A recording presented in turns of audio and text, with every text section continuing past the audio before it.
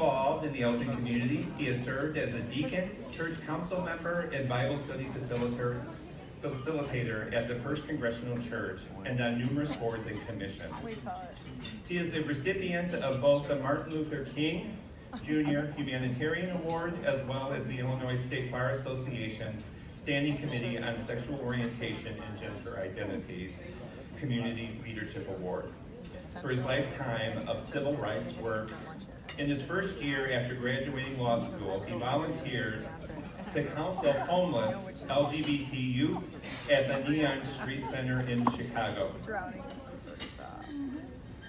I did not know that. I knew several people who worked at Neon. It's a great place. Most of these kids were thrown out of their homes when they were discovered to be gay. As a lawyer, among other things, he advised those suffering HIV-based discrimination in housing and employment, and he has worked with folks to craft a landmark Oak Park ordinance creating domestic partner benefits. He worked to improve U46 school climate for the LGBT students by adding anti-harassment and anti-discrimination language to all the school handbooks and securing official club status for the Gay Straight Alliance. Judge Dalton also played a behind-the-scenes role in civil union and gay marriage legislation. As a trial lawyer, he litigated many civil rights cases in federal courts, including enforcements of prisoners' rights, death penalty appeals, and discrimination in employment on account of religion and age, among others. In addition to his work for the LGBT equality, he has also worked for equality for people of color and in the Hispanic community. I'm going to bring Denise back up just because we share this passion and we both wanted to give some shout outs. Thanks, Barry. I'd like to add some words about my friend, John Dalton. I now call him Honorable. I didn't before he became a judge. He wasn't, well, anyway, that's something else. We'll talk later. John, you've been an inspiration to me.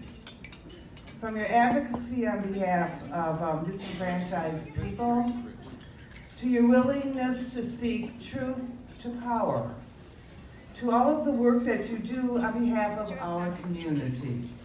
And I'm talking about our local community here in Elgin. I'm talking about our global community. I'm so happy to sing your praises. You are valuable beyond measure, and I'm so happy and proud to call you my friend. You deserve this award and so much more. So please come up here now to accept your award.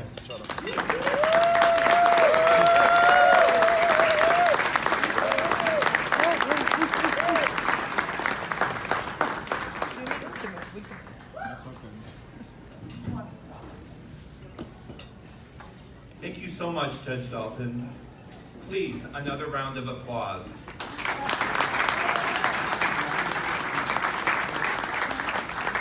One of the things that I haven't mentioned tonight, but that I would like to make sure that you're aware of, is our Client Advisory Committee. They are sitting over there.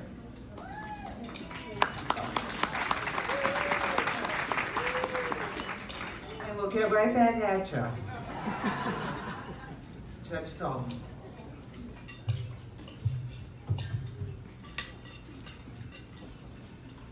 So, David Roeser was a giant in the fight against AIDS. During a time when new therapies, well, they didn't exist. When I first learned about AIDS, AIDS was a death sentence. You were dying of AIDS. During David's tenure, you were living with AIDS. And then there was hope.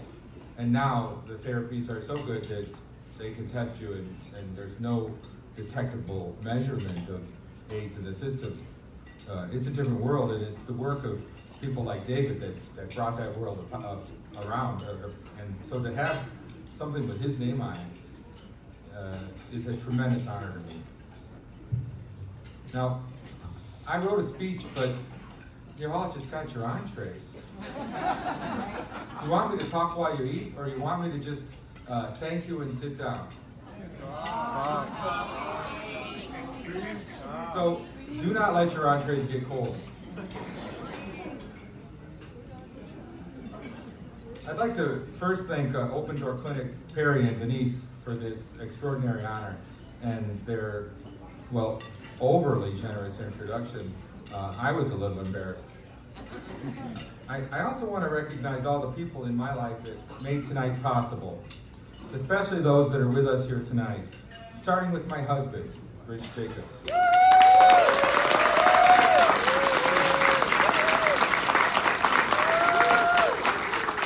Special shout out to my mother and my family and many friends that are here at the table alongside, and poor Anna Moeller that got stuck in the corner in the back.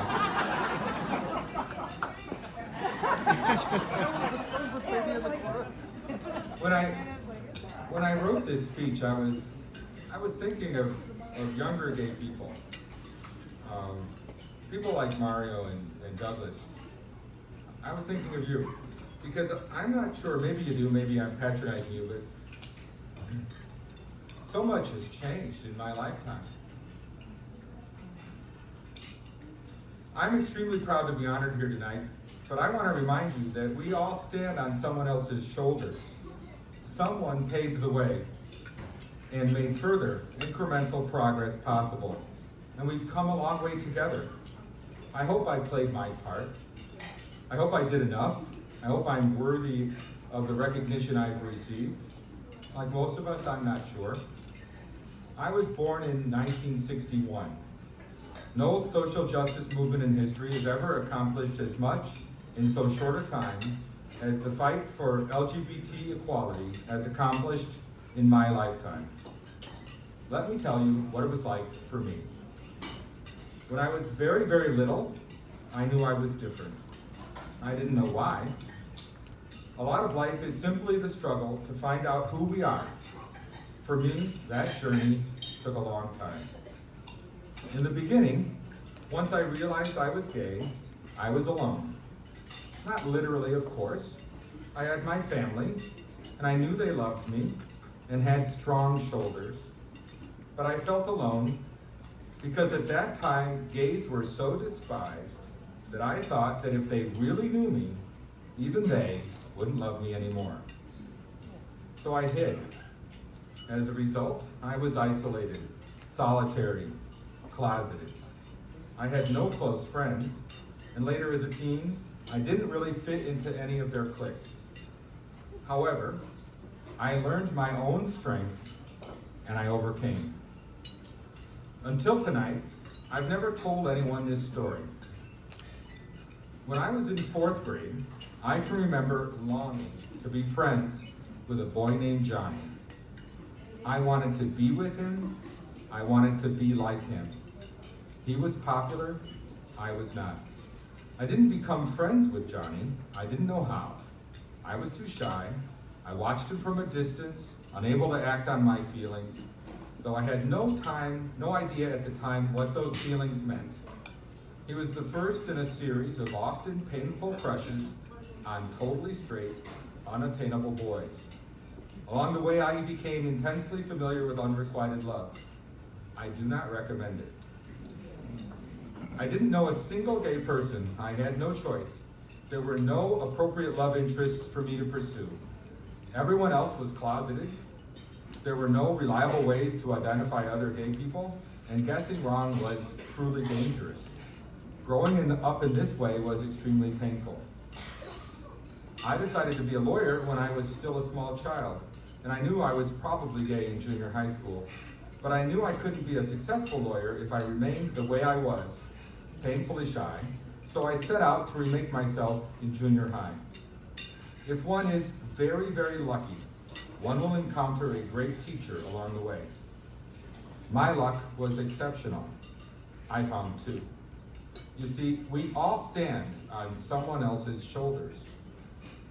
Remaining closeted through the 70s and 80s was lonely. I missed out on many experiences that others took for granted. I'm glad that young people don't have to live that way anymore. Dating, prom, and all the other rites of passage were not the same for me.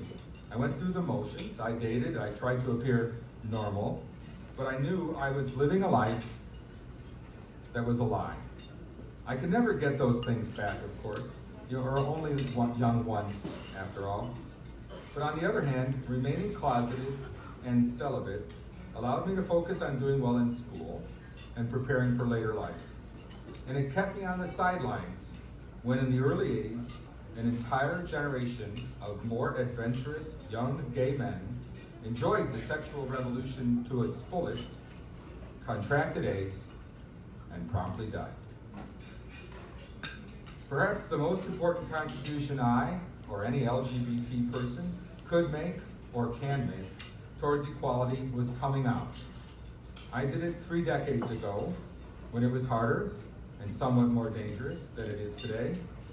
Living an open and authentic life as a gay man has made all of the difference. It's hard for most straight people to retain their prejudices and invidious stereotypes when confronted with openly gay people that are or become their friends and neighbors. Over time, the evidence of their eyes overcomes their fears of the other. After their initial discomfort and awkwardness, they become desensitized, then tolerant, and eventually, acceptance grows in its place. When I was born, there were no job protections, no hate crime laws, no anti-discrimination provisions in housing or elsewhere. There were no positive depictions in movies or television. No books with gay themes were widely available, and there were no positive role models of any kind. None. And of course, no state even considered allowing civil unions, much less gay marriage. When I was born, it was considered a serious mental health problem to be gay. In fact, in 1973, the American Psychiatric Association finally removed homosexuality from the DSM, but they promptly replaced it with a watered-down sexual orientation disturbance. It wasn't until 1987 that homosexuality completely fell out of the DSM, and the WHO didn't remove homosexuality from its classifications until 1992. When I was growing up Catholic, it looked to me like every religion considered it a sin. Though there's progress on this front, like very recent moves by some Orthodox Jewish rabbis to perform gay marriages, other denominations still refuse to adapt, like the Methodist Church's February vote to strengthen its strictures against gay clergy or marriages. Prior to 1962, gay sex was a felony in every state, punishable by a lengthy term of imprisonment or hard labor. In cities, the police routinely raided any known gay bars and arrested everyone. The next day, the newspaper printed all of their names, they lost their jobs, and in many cases, their friends and families. Things have changed so much in such a short period of time that younger folks, like Mario and Douglas, surely think I'm exaggerating for effect here. I am not. When I first realized I was gay, I could not hope for, or even conceive, in my wildest imagination, the world as it exists today. Richard and I have been married for 27 years last Sunday.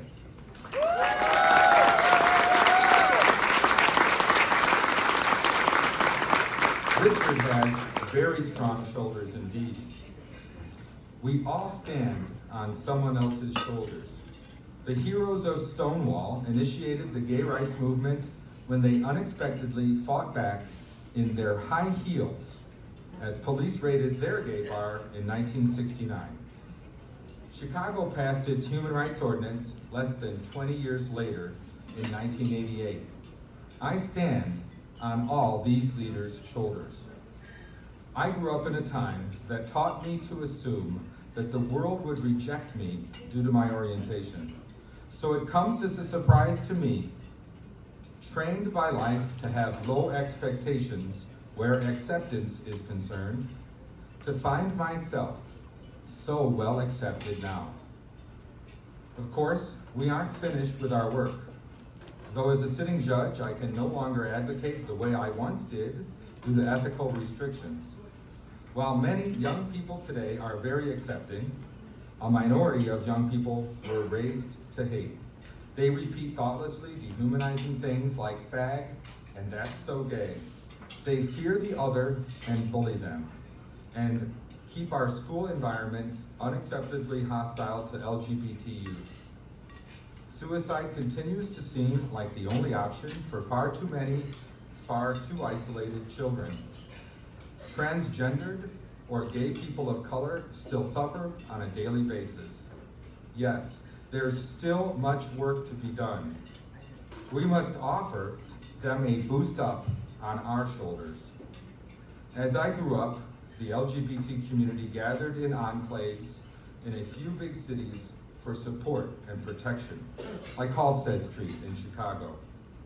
I remember a 2010 speech I gave to a packed house at Minibar in Boys Town during my first political campaign, where I said, we cannot have one place where our opportunities are without limit here on the lakeshore, in a vast state beyond this enclave where we are still kept in permanent second-class status. Our youth need openly gay role models in every community in this state that they can look up to and aspire to emulate. Well-qualified persons who are in positions of authority, who are out and respected. Role models that will end forever the sense far too many gay youth still have that their orientation is a limiting factor, to be hidden, and a source of shame. It's hard to believe that was less than a decade ago. Since then, I was elected to the ECC board, becoming the first openly gay elected official in 5 counties. Then in 2012, I was elected as the first openly gay circuit court judge outside of Cook County in Illinois history. I have strong shoulders now. In recent days, a lesbian black woman was elected mayor of Chicago.